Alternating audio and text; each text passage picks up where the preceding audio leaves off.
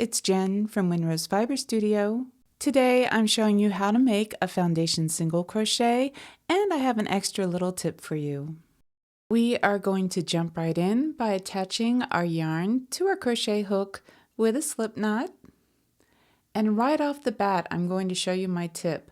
I want you to hold on to your working yarn. You can see I'm holding it between my thumb and my middle finger as I make a chain 1. And then I'm just going to make another chain. So now we have 2 chains. Each chain has a back loop and a front loop. And if we turn over our chains, the back of a chain has a back bump. And you can see that that first back bump is exaggerated because we were holding on to that working yarn. So let's get our yarn back into position.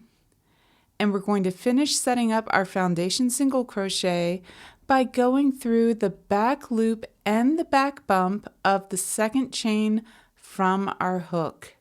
Yarn over and pull up a loop. Now we've set up our foundation single crochet and we've got the height we need and we're ready to go. So we're going to start with our first stitch. We're going to hold on to the working yarn again, yarn over and pull through 1 loop. This becomes our base chain, and you can see it's got a back loop, a front loop, and a back bump that we're holding on to. Yarn over, pull through 2 loops. This becomes the single crochet that sits on top of that chain.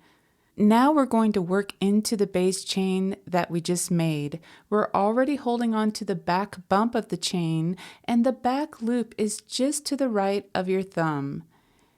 You'll insert your hook through those 2 threads, yarn over, pull up a loop, and now we're set for our next stitch. Hold your working yarn, yarn over, pull through 1 loop. There's our next base chain. Then yarn over, pull through 2, and we've completed our second single crochet. Let me slow things down just a little. So to connect our next stitch, we're going to go through the back loop and the back bump of our base chain. That back loop will always be just to the right of your thumb if you're holding on to the back bump, and then you're holding on to the back bump. So it's very easy to see which 2 threads to insert your hook under, and then yarn over, draw up a loop. Now it's time to hop up and hold your working yarn once again. Yarn over, pull through 1 loop, yarn over, pull through 2. Here we go again through that back loop and back bump of our base chain. Yarn over, pull up a loop, hop up, hold your working yarn, yarn over, pull through 1 loop, yarn over, pull through 2. Here we go again through the back loop and the back bump of our base chain. Yarn over, pull up a loop, hop up, hold your working yarn over, pull through 1 loop, yarn over, pull through 2. I'm going to do just a couple more stitches so you can watch and really get the hang of it. And then we'll have a look at our foundation single crochet.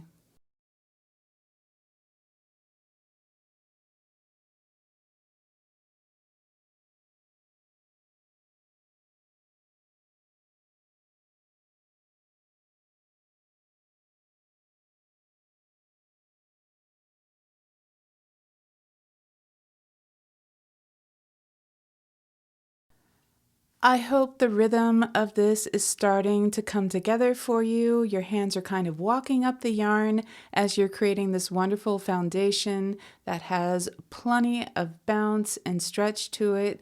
We've got 8 stitches on our little foundation chain. You can see that the bottom is just as tidy and nice and neat looking as the top of our foundation single crochet row. Holding that back bump not only makes it easier to see where to place your crochet hook, but it also creates a looser tension and stitches that are more vertically stacked. Let's look at a few stitches without holding the back bump. These first 2 threads are part of our single crochet, and then the base chain is right underneath that. So we're going to pass our hook under these 2 threads. Yarn over, pull up a loop. Try to keep your tension nice and loose. Yarn over, pull through 1 loop. Then finish off by yarn over and pull through 2. You can see that we're already creating a little bit more of an angle, but let's create a couple more stitches. We're going to go into the next base chain and finish this stitch.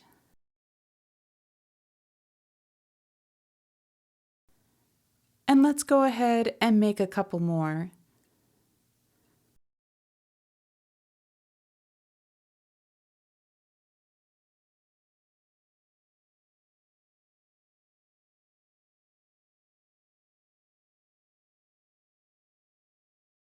So we just made 4 stitches without holding the back bump, and even though I was trying to keep my tension nice and loose, you can see how the foundation chain is starting to curve a little bit, that the tension there is a little bit greater, and also those stitches are much more angled.